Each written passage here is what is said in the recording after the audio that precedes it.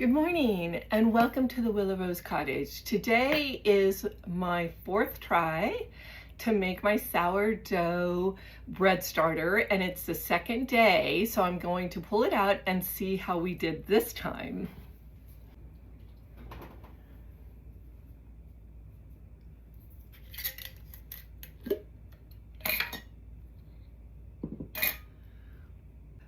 It says there should be bubbles on the top and some on the side, but then it said it might not change at all. So this is what it looks like. So I'm gonna go ahead and go with this. This looks better than any of the ones I've done so far. So now, and I think what I was doing is I think the water was too hot. I think my mom taught me how to do lukewarm by putting it on your wrist, but, oh, and by the way, you'll notice I'm not wearing my wrist sheet because my poison oak is pretty much getting better. I'm still putting my plantain salve on it that I made the other day. However, I need to focus. Day 2, same as the previous day. Feed the starter with 4 ounces, a scant cup of flour, unbleached bread flour. So I got my unbleached bread flour out. It's open. We're ready to go with this. And then the lukewarm water, 90 to 100, half a cup of lukewarm water, 90 to 100 Fahrenheit. Pure filtered bottled water. Got my pure filtered bottled water on. Ouch. I don't know why I have the lid on it. Okay, it's 160, so we're gonna have to wait for it to cool off a little bit. I'm telling you, I think this takes more patience than raising a puppy. Speaking of,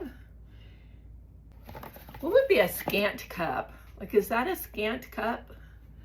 Let's see what the... Oh, see, this says it's 5 ounces. That's probably my problem. I don't think I know what a scant cup is. I think I've been putting way too much flour in there.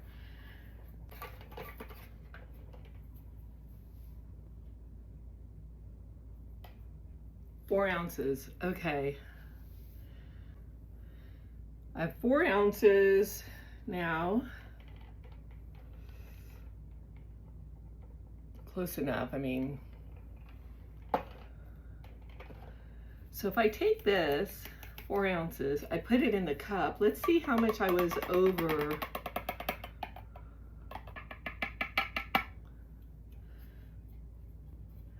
Okay, so in case you've ever wondered what a scant cup looks like, I guess it's this. So I've been way over, that's why it was so stiff. I've been way over, so I'm gonna weigh it from now on. I'm not gonna use a scant cup anymore because clearly I don't know what that is. My water is not cooling down. We're still at 102. I don't know, do you guys use tap water? Would tap water just be a lot easier here? I think the hardest part of this is trying to figure out how to keep my water within the range. It's just under 100. It's supposed to be between 90 and 100, so I'm going for it. So feed the starter with 4 ounces, scant 1 cup, unbleached bread flour. Okay, so here we go.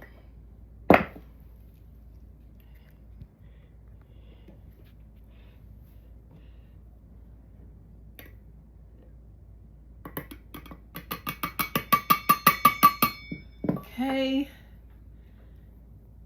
then my water temperature between 90 and 100 degrees Fahrenheit. Get my spoon, and I guess I just stir it in, right? Feed the starter. Doesn't say to stir. I would imagine you stir. I don't think you'd leave it on top like that. It doesn't sound right.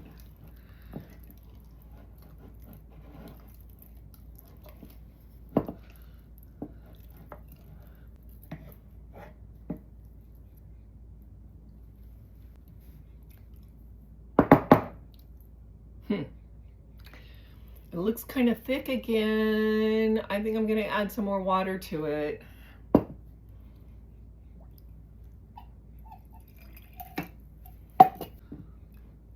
Because they say it's supposed to look like a thick pancake batter or a runny biscuit dough batter. Since I do know how to make pancakes and biscuits, I know what that's supposed to look like.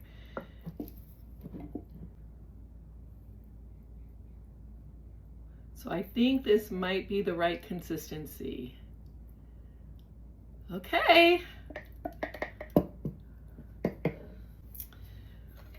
Put the lid back on. We save our water for tomorrow. I'm just going to save this water on the burner with the burner turned off. And I'm going to put this back in the oven without the light on. Okay. I am much more encouraged after today than I have been the last few days. And I'm using my metal measurers and my wooden ones. I did measure a cup out of this into my wooden one and it was exactly, so I don't know why I felt like maybe I should switch up my measuring cups. Now I know what a scant cup is. That's huge. You know what? I just had this thought. I should start a cooking show for people that don't know how to cook, so that I can answer all the questions. Because when I watch cooking shows, they're like, oh, put the flour in, do the thing, and whip it up and do the choo. Look how beautiful. And you're just like, okay, what do I do? What? And then I do it and I was like, they didn't say what to do here. Like, how do I do this? Like, do I stir it or not stir it? So it's crazy because when people do cooking shows, they forget about the minute little things, like saying what a scant cup is.